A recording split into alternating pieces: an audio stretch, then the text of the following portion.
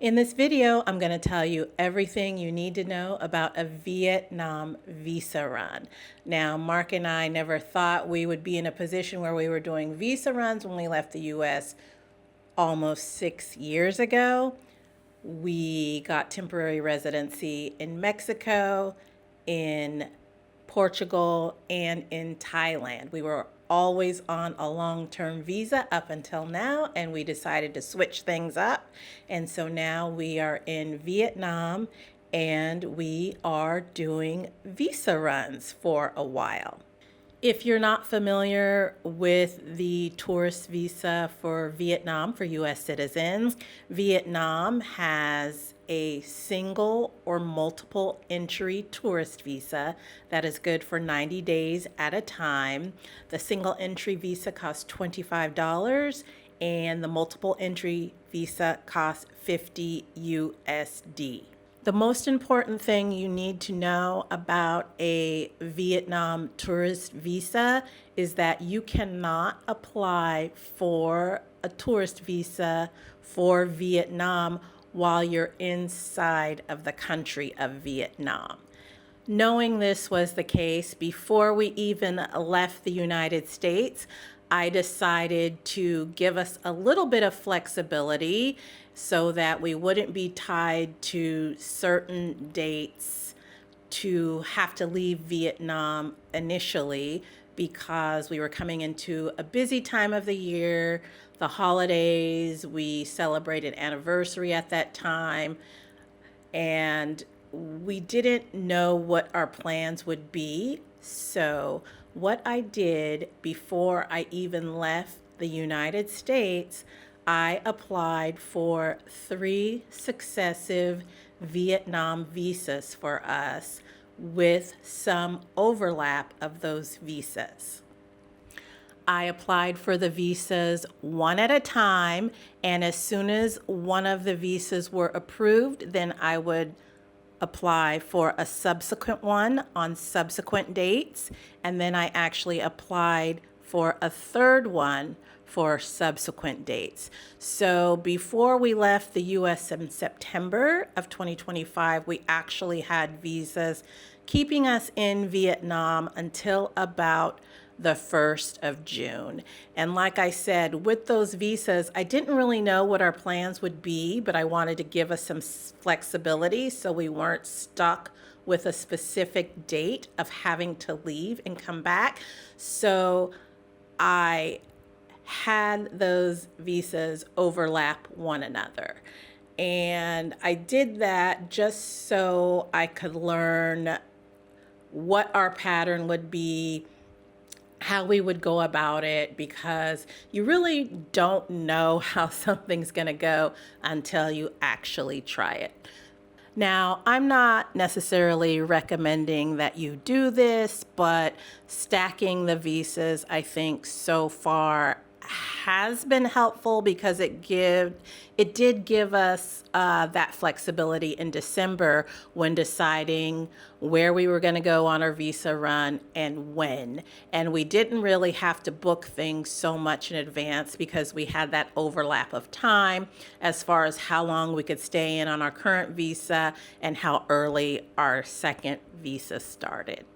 Now, the only reason I was able to apply for those visas that way is because we weren't leaving for 3 or 4 weeks. And it takes 3 to 5 business days to get a visa approved. It's an electronic visa that you apply for, the Vietnam e-visa. And so I figured if I could get one of these visas once a week for 3 weeks, then we would have our 3 successive visas. And that's basically how it worked out. I had the time. The next thing you need to decide is whether you're going to do a land border crossing or fly out somewhere. Now, the biggest difference is this. When you do a land border crossing, and if you go on your own, let's say you take the bus from Ho Chi Minh City to Phnom Penh, when you cross a land border, and that would be the Mok Bai border here, it takes immigration a couple of days to receive your record from that land border.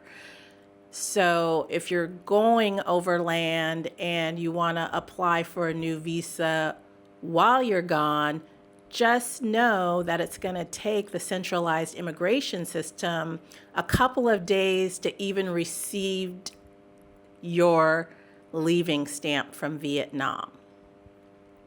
Now, many people use visa agents and visa services that can assist with these land border runs, and they're able to expedite that process for you for a fee so that they can get your stamp out of Vietnam registered immediately with immigration. And that's why one of the reasons many people use these visa run services.